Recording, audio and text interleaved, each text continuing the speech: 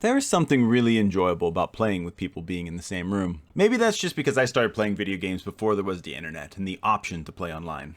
But I don't really think that's the case. I still have a lot of fun playing games while together with others, even though I can equally appreciate online multiplayer in games as well.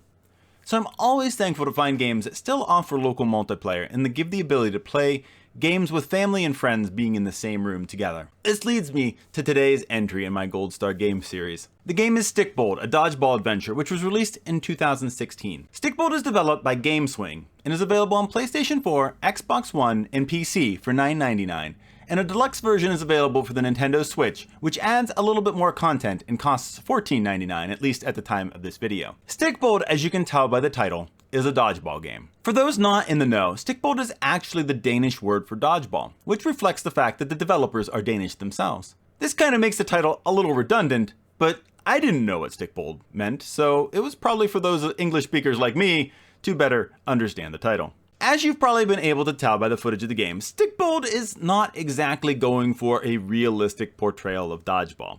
It's more of an arcade style with various power-ups and weird things going on. While this may disappoint anyone looking for a realistic dodgeball game, to me, it's what makes Stikbold so much fun.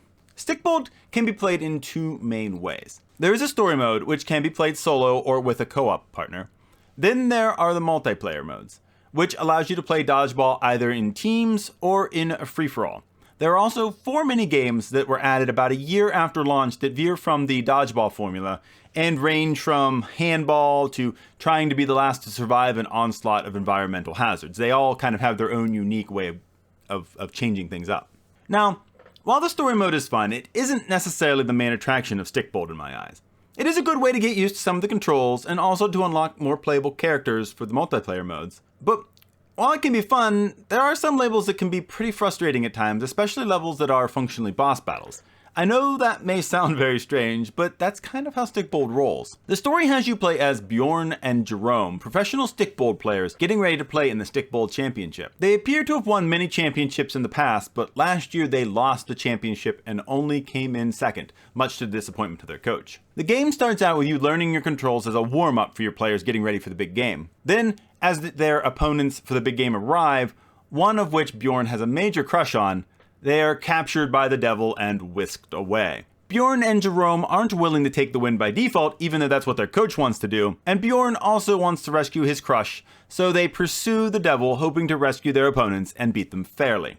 This leads them on a dodgeball adventure that pits them against hippies, bikers, lifeguards, a whale, and even the devil himself. Now, the story overall, as you can tell, is a bit on the weird side, which makes for a fun little adventure. It's not a particularly long story, nor is it really all that engaging, but the game mechanics and wackiness are enough to make it enjoyable. As I said earlier, some of the levels can be a bit frustrating, but with a little practice and figuring out strategies for those levels, you should be okay. While the story is decent, I feel the game really shines as a multiplayer experience. However, it should be noted up front that this is only if you've got people to play with. While there is the ability to play with bots, it's just not going to be quite the same experience as playing with others in the same room, even though the gameplay will be the same. So it's not that this isn't a good game mechanically or whatever and that it changes that, it's just missing that special element of playing with others in a multiplayer experience. Now, there are a number of elements that really make Stikbold enjoyable as a game, and particularly as a local multiplayer experience to me. The first is that the controls are very simple, so pretty much anyone can jump in and start hitting people with dodgeballs. However, as you do get more familiar with the controls, you'll be able to pull off a little bit more complicated things like diving catches and even curved throws. So there's some room for complexity, but there's not a lot here. It's all pretty basic, pretty straightforward, and pretty much allows for anybody to kind of jump in who has any knowledge of how to play video games. Now, that simplicity could have a downside though. Unless you're playing the mini games, which I actually haven't tried myself, the game is going to get a bit repetitive. It's going to be dodgeball all the time. Now, personally, this isn't a game that bothered me too much in that regard, but with the simple controls and a limited degree of complexity, it may start to feel repetitive for some people who get tired of the same old really quickly. The second thing I really liked about the game is the goofy charm that the game brings to the table. The game just doesn't take itself very seriously, which I think it works great for it. The various levels all have unique, strange obstacles and attacks that are just a lot of fun to use against your opponents.